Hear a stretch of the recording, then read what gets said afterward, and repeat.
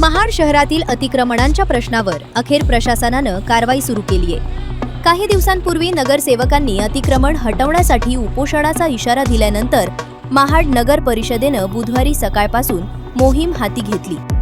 छत्रपती शिवाजी महाराज चौक तसेच ST bus स्थानक परिसरातील अतिक्रमणं हटवण्याची कारवाई सुरू करण्यात आली आहे। या कारवाईला होत असलेल्या विलंबामुळे महाडकर नागरिकांमध्ये प्रशासनाविरुद्ध नाराजी निर्माण झाली होती। तसेच राजकीय हितसंबंधांमुळे अडथळा येत असल्याची चर्चा देखील रंगली होती।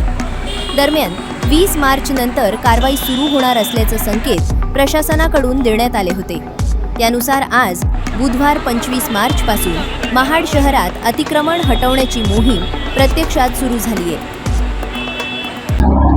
महाड नगर परिषद हद्दीतील वाढते अतिक्रमण पाहता या संबंधित नागरिकांच्या वगैरे तक्रारी येतात। त्या अनुषंगाने आम्ही आज कारवाई सुरू केलेली आहे।